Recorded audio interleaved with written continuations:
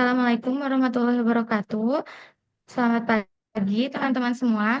Terima kasih sudah hadir dalam diskusi kita hari ini yang mengangkat tema korupsi dalam pengelolaan sampah di Provinsi Tangerang Selatan mengenai limbah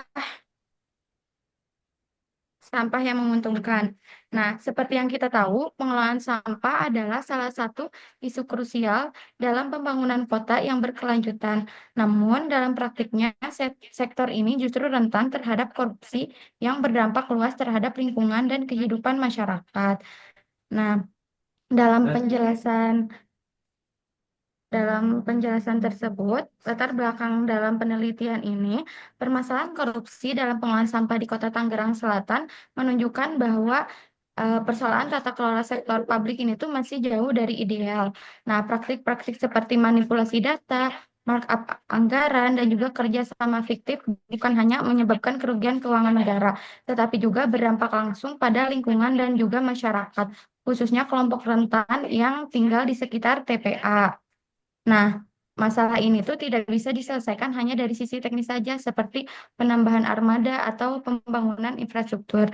Nah, maka diperlukannya pendekatan yang lebih menyeluruh, yaitu dengan pendekatan yang berbasis prinsip good governance.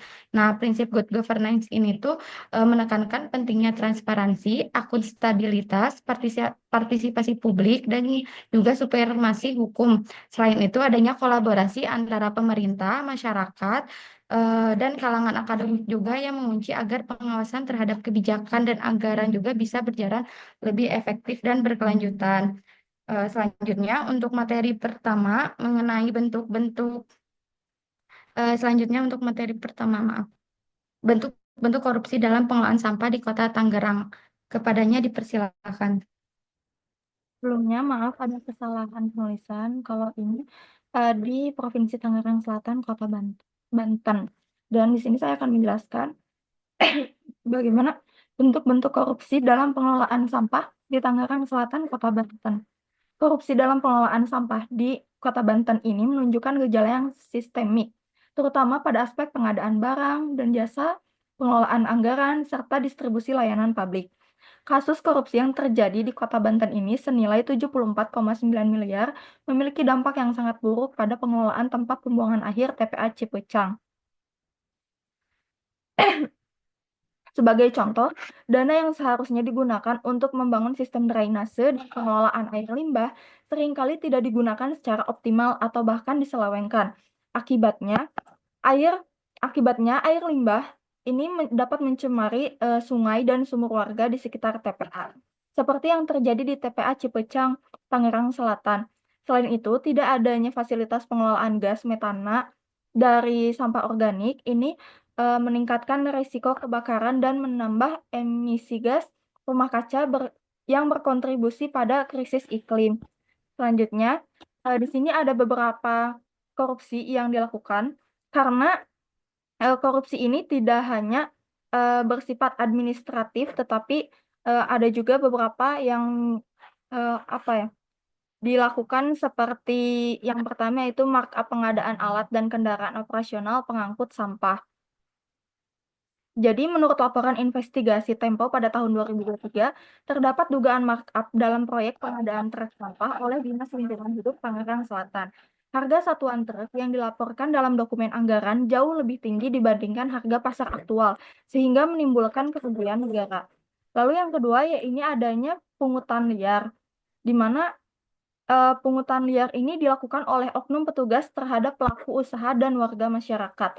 Beberapa pelaku UMKM mengeluhkan adanya pungutan liar yang tidak resmi untuk layanan pengangkutan sampah, yang seharusnya sudah termasuk dalam retribusi resmi.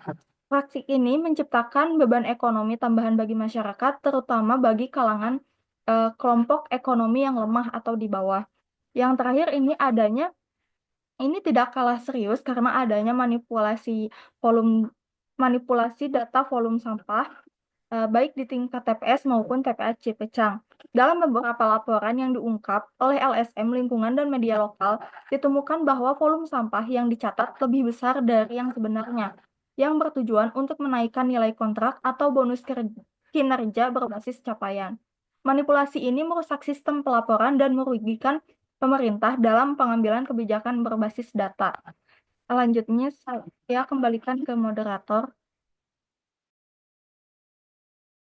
Baik, kepada Vetra, terima kasih telah menyampaikan. Selanjutnya adalah materi dari dampak kasus korupsi pengelolaan sampah terhadap masyarakat dan juga lingkungan yang akan disampaikan oleh Hasna. Kepadanya dipersilakan. Baik, terima kasih kepada moderator yang telah memberikan saya kesempatan untuk mempresentasikan.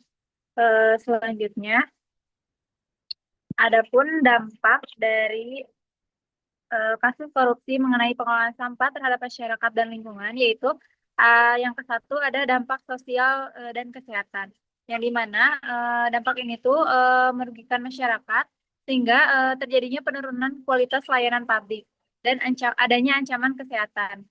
Dengan adanya sampah yang tidak terangkut secara rutin dan menumpuk di lingkungan masyarakat, terjadinya penyebaran penyakit seperti diare, ispa, demam berdarah, dan akibatnya lingkungan yang kotor sehingga ini menyebabkan menurunnya kualitas hidup.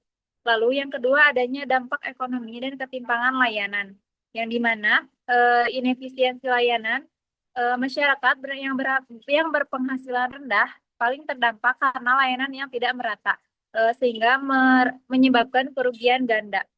Yang dimana dana publik terbuang 2 kali karena harus memperbaiki sistem yang rusak akibat korupsi. Yang ketiga, adanya dampak lingkungan hidup, ya di mana pencemaran air dan tanah, lindi dari TPA ini mencemari lingkungan karena tidak sesuai dengan standar. Lalu polusi udara, pembakaran sampah juga menghasilkan gas beracun seperti dioksin dan karbon dioksida. Lalu kerusakan ekosistem juga menjadi berpengaruh karena sampah organik mengganggu struktur tanah dan kehidupan mikroorganisme.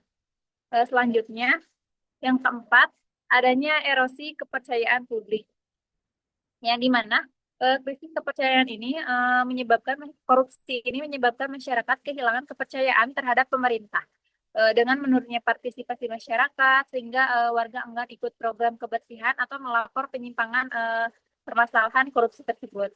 Lalu lemahnya pengawasan sosial, rasa apatis ini menghambat kontrol publik terhadap pengelolaan anggaran. Sekian dari saya kembalikan kepada moderator.